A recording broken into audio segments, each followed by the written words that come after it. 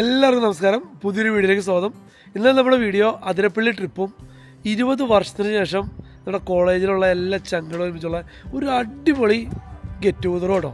അപ്പോൾ അതിരപ്പള്ളിക്ക് ഒത്തിരി പേര് പോയിട്ടുണ്ടാവും. പക്ഷേ ഇന്നത്തെ വീഡിയോയിൽ അതിരപ്പള്ളിയിൽ ഒത്തിരി നല്ല അടിപൊളി സ്പോട്ടുകൾ കുട്ടികളായിട്ടും ഫാമിലിയൊക്കെ ആയിട്ട് അടിച്ച് പൊളിക്കാൻ പറ്റിയൊരു കിടിലൻ വീഡിയോ ആണ്. ഈ വീഡിയോ നമ്മൾ സേവ് ചെയ്ത് വെച്ചോ, ഫ്യൂച്ചറിലേക്ക് നിങ്ങൾക്ക് എപ്പോഴും ആവശ്യപ്പെടും. എന്നാൽ പിന്നെ നമുക്ക് ഒട്ടും സമയം വേണ്ട, നേരിട്ട് വീഡിയോയ്ക്ക് പോകും.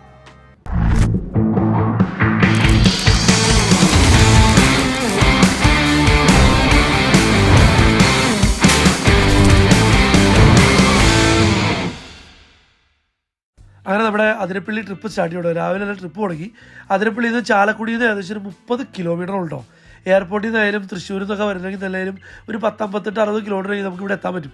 പിന്നെ പോകുന്ന വഴി എന്നൊക്കെ പറഞ്ഞിട്ടുണ്ടെങ്കിൽ ചാലക്കുടി വിട്ട് ഒരു 15 കിലോമീറ്റർ കഴിയുമ്പോൾ എന്താ ഒരു ബ്യൂട്ടി എന്ന് പറയുമ്പോൾ എണ്ണപ്പനകളൊക്കെ നിറഞ്ഞ് നിൽക്കുന്ന റോഡിൻ്റെ 2 സൈഡും ഫുള്ള് ഫോറസ്റ്റാണ്. പിന്നെ പോകുന്ന വഴിക്ക് കണ്ടോ ഒരുപാട് മാനുകൾ, കുരങ്ങ്, ആന, ഇതൊക്കെ നമുക്കിപ്പോൾ പോണ വഴി കാണാൻ പറ്റും. അതുകൊണ്ട് ഞാൻ തുടക്കം പറഞ്ഞത് അതിരപ്പള്ളിയൊക്കെ ഒത്തിരി മാറിപ്പോയി, നമ്മൾ കാണുന്ന പോലെ ഒന്നുമല്ല. പിന്നെ വാട്ടർഫോൾസിൻ്റെ അവിടേക്കൊക്കെ പോകുമ്പോൾ ചെറിയൊരു എൻട്രി ഫീസൊക്കെ ഉണ്ട്. അത് നമുക്ക് ഈ ടിക്കറ്റ് കൗണ്ടറിൽ നമുക്ക് ടിക്കറ്റൊക്കെ എടുക്കാൻ പറ്റും. അത് കഴിഞ്ഞ് പോകുമ്പോൾ തന്നെ നമുക്ക് അതിരപ്പള്ളി എത്തുന്നതിന് മുമ്പ് തന്നെ നമുക്ക് ആ വാട്ടർഫോൾസിൻ്റെ വ്യൂസൊക്കെ കാണാൻ പറ്റും. പിന്നെ ഈ ലേറ്റസ്റ്റ് ഇറങ്ങിയ ഹോളിവുഡ് മൂവി അഗ്ലിസിൽ നമ്മുടെ അതിരപ്പള്ളി വാട്ടർഫോൾസ് കളിക്കുന്നുണ്ട്. അതുകൊണ്ട് അതിരപ്പള്ളി ഇപ്പില്ലേ ലോകമെമ്പാടും അറിയപ്പെടുന്നൊരു ടൂറിസ്റ്റ് പ്ലേസായി മാറിക്കഴിഞ്ഞു കേട്ടോ.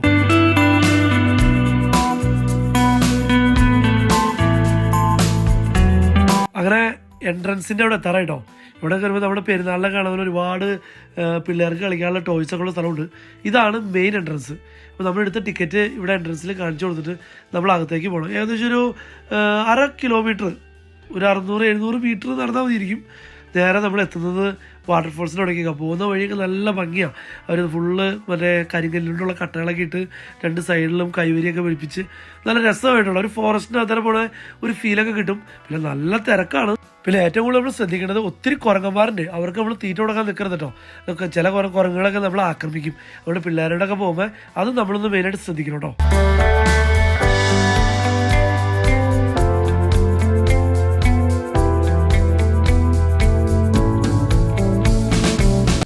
അങ്ങനെ നമ്മൾ കാണാൻ കാത്തിരുന്നതും നമ്മൾ അത്ഭുതപ്പെടുത്തുന്നതുമായ വാട്ടർഫോൾസിൻ്റെ അടുത്തെത്തിട്ടോ. എന്താ ഒരു ഭംഗി നോക്കിയല്ലേ.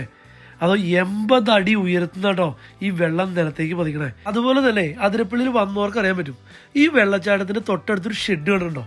എത്ര മഴവെള്ളപ്പാച്ചിൽ വന്നാലും അതുപോലെ തന്നെ വെള്ളപ്പൊക്കമോ എന്ത് കാര്യങ്ങൾ വന്നാലും തന്നെ ശരി, ആ ഷെഡിന് ഒരു അനക്കൂല കേട്ടോ. അത് ഇവിടുത്തെ ഒരു ഭയങ്കര വലിയ പ്രത്യേകത കേട്ടോ.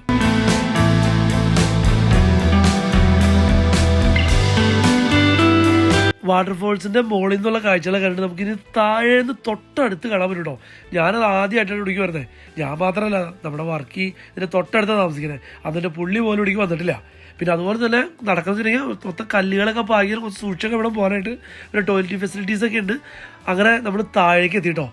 എൻ്റെ പോലെ മോളിൽ നിന്ന് കാണുന്ന ഒരു ഫീലല്ലാണ്ട് താഴത്ത് ഫോട്ടോ എടുക്കുന്ന ആൾക്കാരെ ചാകരയാണ്.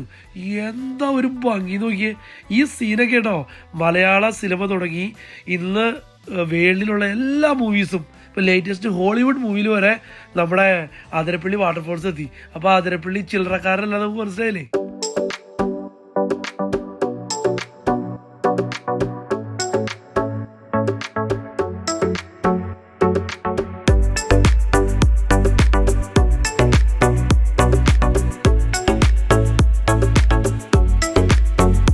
കുറച്ച് സമയം അവിടെ സ്പെൻഡ് ചെയ്ത് ഞങ്ങൾ തിരിച്ചു പോന്നു കേട്ടോ. എൻ്റെ അമ്മോ, ഒന്നും പറയാനുള്ളൂ. മലയാറ്റു മല കയറിയ അവസ്ഥ.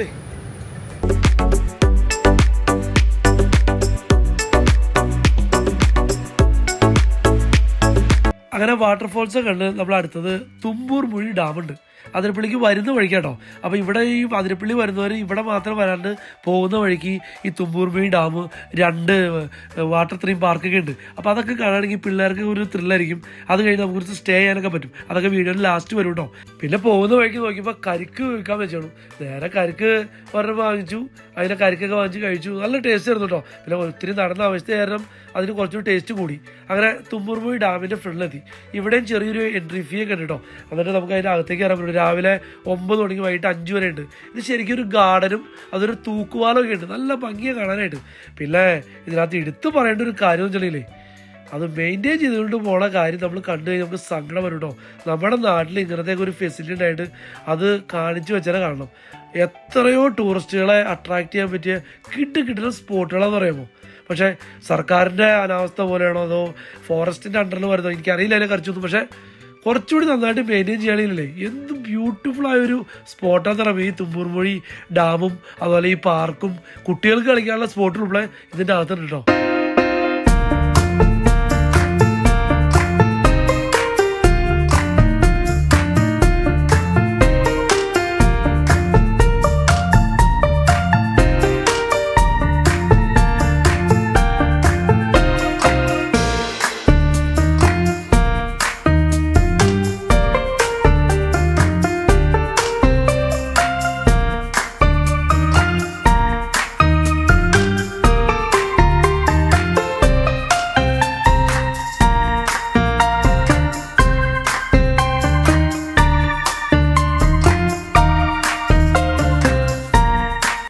ഇതാണ് ഞാൻ നേരത്തെ പറഞ്ഞിട്ടോ, അതുകൊണ്ട് കാടും പടലൊക്കെ പിടിച്ചിട്ടുണ്ട്. നടക്കാനുള്ള വഴിയുണ്ട്, പിന്നെ ഇരിക്കാനുള്ള കസേരയൊക്കെ ഉണ്ട് കേട്ടോ. അവിടേക്ക് ഇരുന്ന് ചിലപ്പോൾ പല പാമ്പും കൊത്തിന്ന് വരും. പിന്നെ അതെ ഈ ബ്രിഡ്ജിമൊക്കെ നിന്ന് കഴിഞ്ഞാൽ ഫോട്ടോഷൂട്ടിനൊക്കെ പറ്റിയ കിടിലൻ സ്പോട്ടിൽ നോക്കി അതാട്ടോ ഈ രീതിയിലാക്കി വെച്ചേണേ. എന്ത് പറയാനല്ലേ. ഇനി അങ്ങോട്ട് നമ്മുടെ ചങ്കുകളുടെ കൂടെയുള്ള ഗെറ്റ് ടുഗദർ കേട്ടോ. 20 വർഷത്തിന് ശേഷമാണ് ഞങ്ങൾ എല്ലാവരും തമ്മിൽ കാണുന്നത്. 2-3 പേര് കണ്ടിട്ടുണ്ട്, അതിന് ബാക്കി എല്ലാവരും ഒരുമിച്ച് 8 പേരുണ്ടായിരുന്നുള്ളൂ. അങ്ങനെ സന്തോഷം വന്നു. സന്തോഷം അയർലൻഡിലാണ്. ഞാനെല്ലാം ഞങ്ങളൊന്ന് പിക്ക് ചെയ്തു. നേരെ ഒരു കൂട്ടുകാരൻ്റെ വീടുണ്ട് കറൂറ്റിയിൽ. അഭിലാഷിനൊക്കെ കണ്ടിട്ട് എത്രയോ വർഷങ്ങളായി അറിയാമോ. അഭിലാഷിനെ വർത്താനൊക്കെ പറഞ്ഞ് ചാലക്കുടിയിലെത്തി. ഇതാണ് ചാലക്കുടി പ്രൈവറ്റ് സ്റ്റാൻഡ്. അവിടുത്തെ പ്രത്യേകത വെച്ചിട്ടുണ്ടെങ്കിൽ എല്ലാ ബസ്സുകൾക്കും ഒരേ കളറാണ്. അവിടെ തന്നെ നമ്മുടെ വേറൊരു ഫ്രണ്ട് റെമിയുടെ ഒരു സ്ഥാപനമുണ്ട്, വാച്ചുകടയാണ്. അവിടെ നിന്ന് എല്ലാവരും ഒരുമിച്ച് കുറേ നേരം വർത്താനൊക്കെ പറഞ്ഞ് ചിരിയും കളിയും കഴിഞ്ഞ് ഞങ്ങൾ നേരെ ലഞ്ച് കഴിക്കാനായിട്ട് ചാലക്കുടി തന്നെ രഘുവേട്ടൻ്റെ കട എന്ന് പറഞ്ഞ കടയുണ്ട്. അടിപൊളിയാട്ടോ. കുറേ പേര് പോയിട്ടുണ്ടാവും. ഞാൻ ആദ്യമായിട്ട് എക്സ്പ്ലോർ ചെയ്യണേ. എന്നാലും കിടിലൻ ഫുഡും റീസണബിൾ റേറ്റും കേട്ടോ.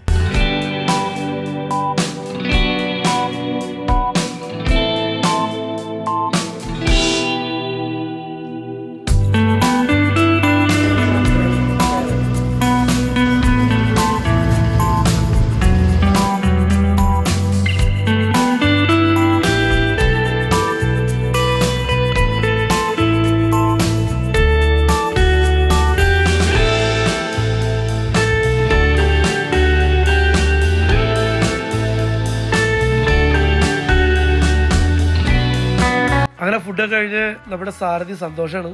ഞങ്ങൾ നേരെ ഇനി നമ്മുടെ വില്ലയിലേക്ക് പോകണം, മൗണ്ട് വ്യൂ എസ്റ്റേറ്റ്. ഇനിയുള്ള അടിച്ചുപൊളികളൊക്കെ അവിടെ കേട്ടോ.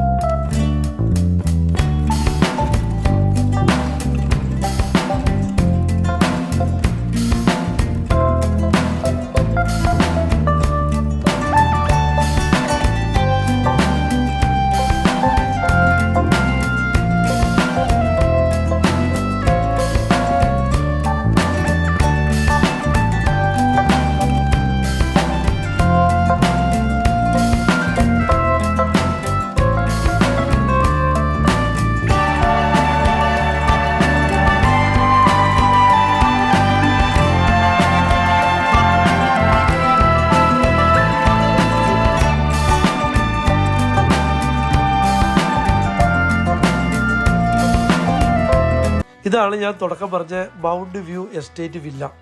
ഒരു ഹോം സ്റ്റേയാണ്, ഒരു 4 ബെഡ്റൂം AC ഉള്ള ഒരു കിടുകിടലൻ വീട്. എൻ്റെ ഫ്രണ്ട് വർഗീസിൻ്റെയാണ്. അപ്പോൾ അതിരപ്പള്ളിയിൽ വരുന്ന ഇവിടെ ഒത്തിരി പേര് ഹോം സ്റ്റേയിൽ വരുന്നുണ്ട് കേട്ടോ. ഫ്രണ്ട്സായിട്ട് വരുന്നുണ്ട്, ഫാമിലി ആയിട്ട് വരുന്നുണ്ട്, കമ്പനി ട്രിപ്പുകളൊക്കെ ആയിട്ട് വന്നിട്ട് ഒരു ഹോളിഡേ. ഇതിൻ്റെ ഏറ്റവും എടുത്ത് പറയുന്നത് പ്രൈവസിയാണ്. ഇത് ശരിക്കും ഒത്തിരി സ്ഥലത്തിൻ്റെ സെൻറ്ററിലാണ് നിൽക്കണേ. അപ്പോൾ ശരിക്കും പുറത്തേക്ക് സൗണ്ടോ കാര്യങ്ങളൊന്നും പോവില്ല. നമുക്ക് പുറത്ത് വെച്ച് ബാർബിക്യൂ ചെയ്യാം, പാട്ട് പാടാം, ഡാൻസ് കളിക്കാം. ഒരു വക ഡിസ്റ്റർബൻസോ ആർക്കും ഉണ്ടാവില്ല. ഇത് നമുക്ക് ഒരിക്കലും ഒരു ഹോട്ടലിൽ പോയാലോ അതോ പുറത്ത് എവിടെ പോയാലും നമുക്ക് കിട്ടില്ല. അതുപോലെ ഫുഡ് അടിച്ചുണ്ടാക്കി കഴിക്കണമല്ലോ, കിച്ചൺ, അങ്ങനെ എല്ലാവിധ ഫെസിലിറ്റിയും നിങ്ങൾക്ക് കണ്ടാൽ തന്നെ മനസ്സിലാവും. അതുപോലെ തന്നെ ഗൂഗിൾ റിവ്യൂവിൽ നമ്പർ 1 ഈ വില്ല.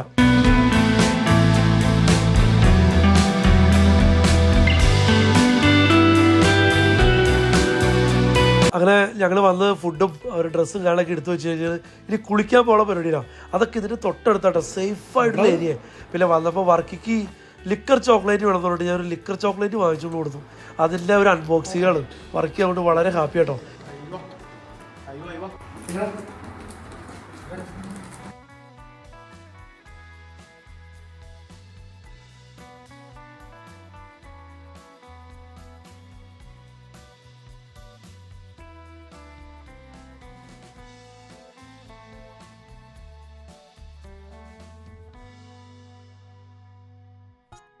നമ്മൾ ഈ താമസിക്കുന്ന വില്ലയിൽ നിന്ന് നേരെ പുറത്തേക്ക് ഇറങ്ങുമ്പോൾ ഒരു 200-300 മീറ്റർ നടന്നാൽ തന്നെ എണ്ണപ്പനകൾക്കുള്ളിൽ കൂടെ നമ്മൾ നടന്ന് നേരെ ഒരു റിവറുണ്ട്, അതിൻ്റെ അവിടേക്കാണ് പോകണം. ഇത് ശരിക്കും നമ്മുടെ വാട്ടർഫോൾസിൻ്റെ അവിടെ നിന്ന് വരുന്ന വെള്ളം കേട്ടോ.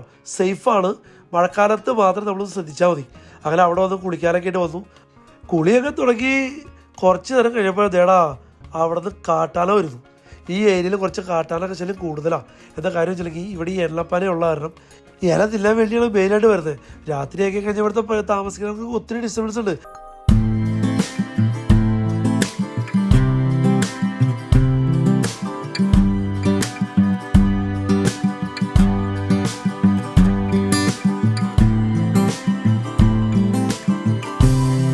അങ്ങനെ കുളിയും പരിപാടികളൊക്കെ കഴിഞ്ഞ് ഞങ്ങൾ തിരിച്ച് വീട്ടിലെത്തിപ്പിക്കും. എല്ലാവരും ജോലിയൊക്കെ കഴിഞ്ഞ് നമ്മുടെ ഫുൾ കോർ എത്തിയിട്ടോ.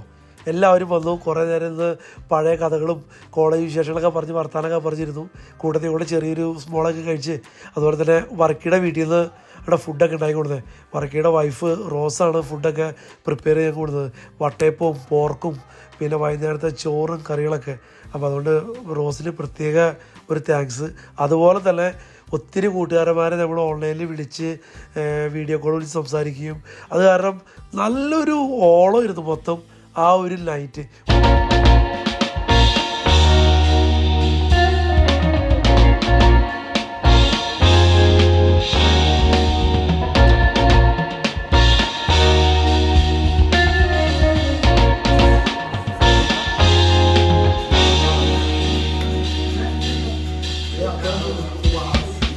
ഫുഡൊക്കെ കഴിച്ച് കഴിഞ്ഞ് എല്ലാവരും ഓരോരോ വിശേഷങ്ങളൊക്കെ പറഞ്ഞു.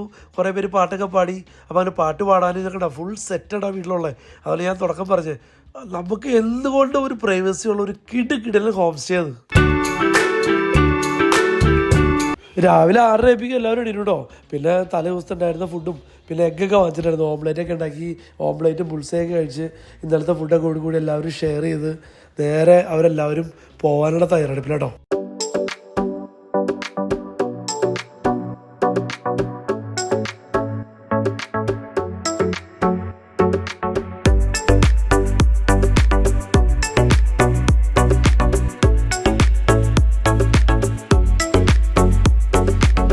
ഒരു ദിവസത്തെ ഗെറ്റ് ടുഗദർ പരിപാടികളൊക്കെ ഇവിടെ വെച്ച് അവസാനിക്കേണ്ടത്.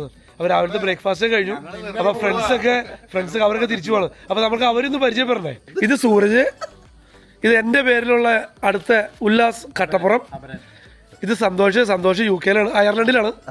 ഇത് വർക്കി നിങ്ങൾക്ക് എല്ലാവർക്കും പരിചയമുണ്ടല്ലോ, നമ്മുടെ മൗണ്ട് വ്യൂ എസ്റ്റേറ്റ് വില്ലയുടെ ഓണർ.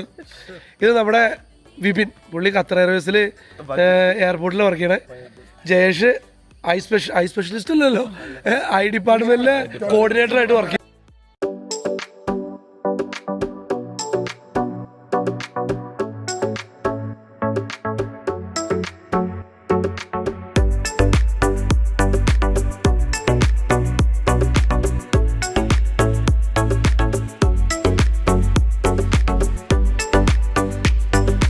അങ്ങനെ ഗെറ്റ് ടുഗദർ കഴിഞ്ഞ് രാവിലെ അല്ലേ എല്ലാവരും തിരിച്ചു പോകട്ടോ.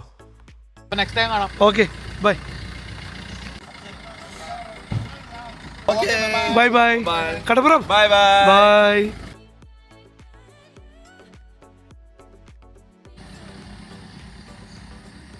ഇതാട്ടോ നമ്മുടെ ഫ്രണ്ട് വർഗീസ്, ഞങ്ങൾ വർക്കിന്ന് വിളിക്കും.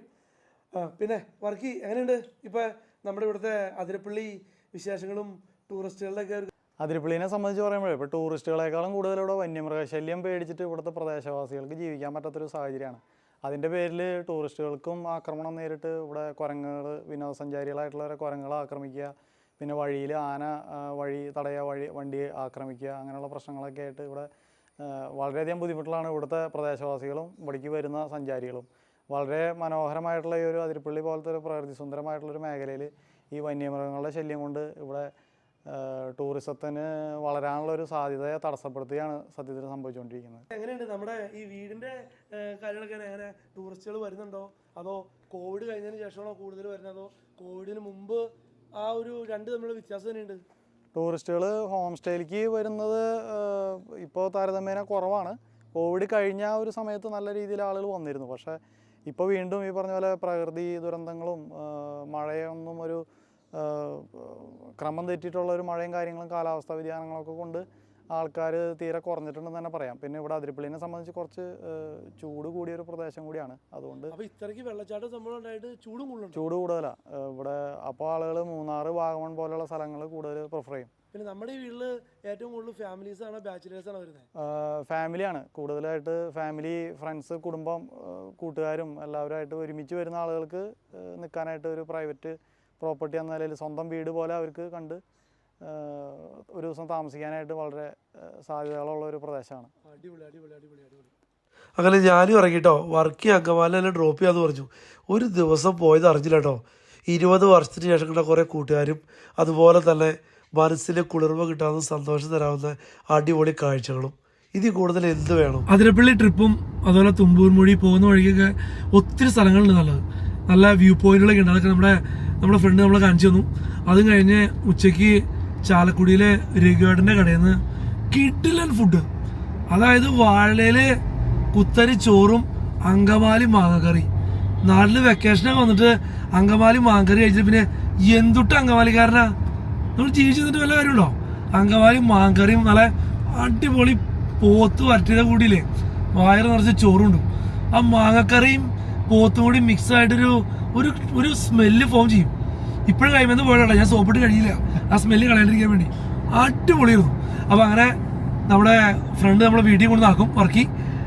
അങ്ങനെ ഇന്നത്തെ വീഡിയോ ഇവിടെ വെച്ച് വൈൻഡപ്പ് ചെയ്യാണ്. അപ്പോൾ എല്ലാവർക്കും വീഡിയോ ഒക്കെ ഇഷ്ടമാണെന്ന് വിചാരിക്കണം. എന്നാൽ പിന്നെ നമുക്ക് അടുത്ത വീഡിയോ കാണാം. Bye bye.